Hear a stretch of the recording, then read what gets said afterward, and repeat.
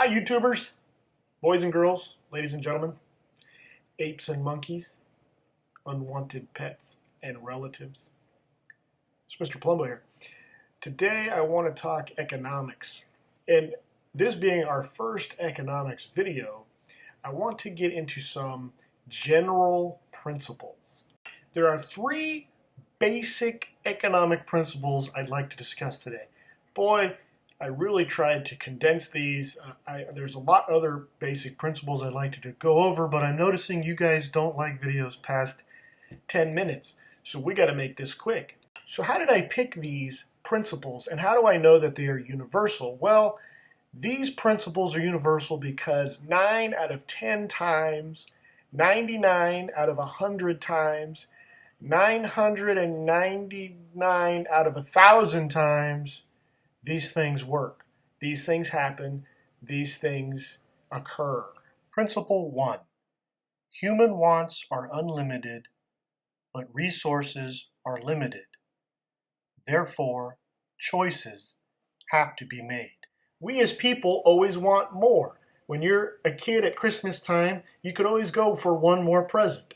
If you're a millionaire, you could always have $2 million. If you're overweight and you want a Big Mac, you go for the super size. I'm not trying to make fun of fat people, by the way. Right. But everyone in life learns that just because we want more, we might not necessarily have the means, be it money or other raw materials, to get more. Therefore, we have to decide which is more important, which do we want the most, which is a need. On the society level, we can also say, what should we produce? How should we produce it? And for whom are we producing?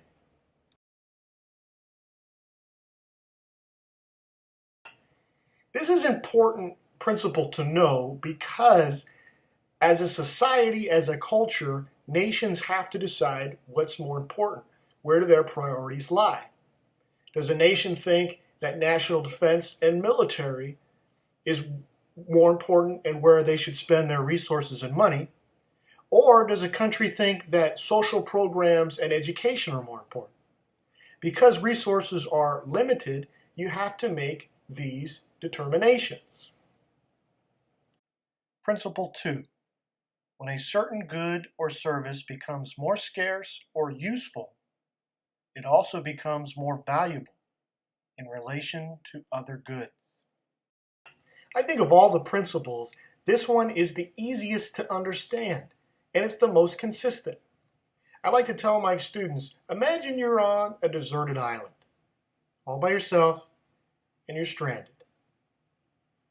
And you find treasure, gold, rubies, silver, diamonds. How valuable is that treasure to you? Well, if I can't spend it on anything, and I can't get off this island, and I can't eat it, it's really not that valuable at all. Value of a good or service comes down to two things: utility and scarcity.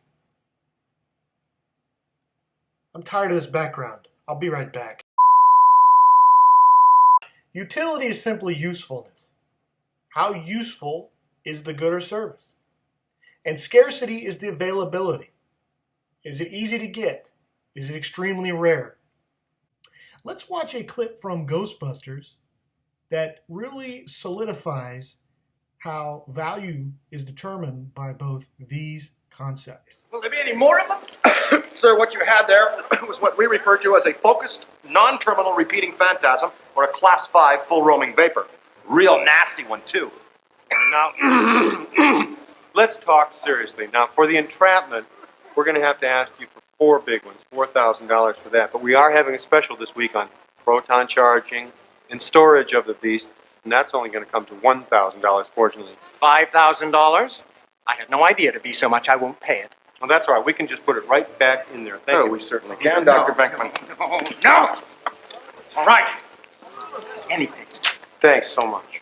Thank you. Hope we can help you again. Coming through one class 5 full roaming vapor. The concept of utility and scarcity play out well in this scene.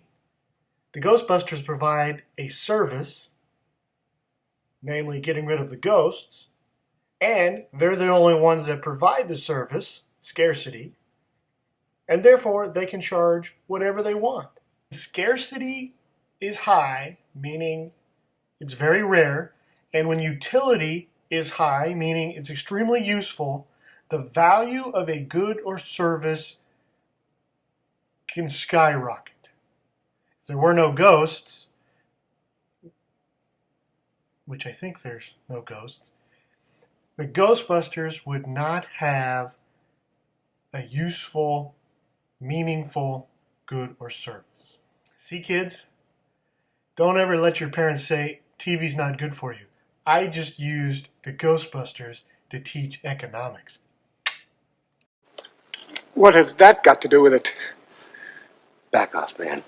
I'm a scientist. The principle of value in regards to scarcity and utility is very important in the realm of investing.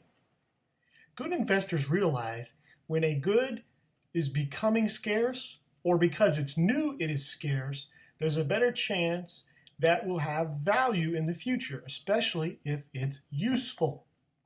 Principle 3. The satisfaction of human desires requires effort. Everything must be worked for. I'm pretending to be on a tropical island. I can smell the ocean air. The birds are singing. Hope they don't poop on me. Well, whatever. I don't have a care in the world. I don't have to work. I can just eat and be merry. Oh, wait a minute. Who's going to build me a shelter? What exactly am I going to eat? Well, I could eat crabs. And then I got to build a fire. No big deal. Maybe some work is involved after all. Labor is directly related to the economy. Everything in the economy came from someone's labor, be it mechanical or human. I'll go even as far to say that without labor, there is no economy, there is no society. Even in a subsistence economy, like in my island example, I would still have to work to create shelter, find food, and make clothing. All labor intensive. This is also a good place to reinforce the economic principle, there's no such thing as a free lunch. What this principle is saying is, even though it might say free on the tag or in the advertisement, and it might be free to you personally, someone worked and had to pay for the good and service. Realizing the importance of labor can do many things for us. For example, if we really understood that somebody's labor caused us to have the iPhone, our computers, our cars, our trucks, our instant popcorn makers, I don't think that's a thing. Anyway, if we realized that somebody's sweat and labor went into making these products, maybe we would appreciate work ethic and people's labor more. As our economy becomes more technologically advanced and more automated in many ways, labor and the intensity of labor is decreasing. And I think this is leading also to our entitlement mentality, meaning I think many of us believe the free benefits we receive from the government are ours, we deserve them, and they are free. Well, as we just learned, that's not the case. When something is free, it's not free. Right.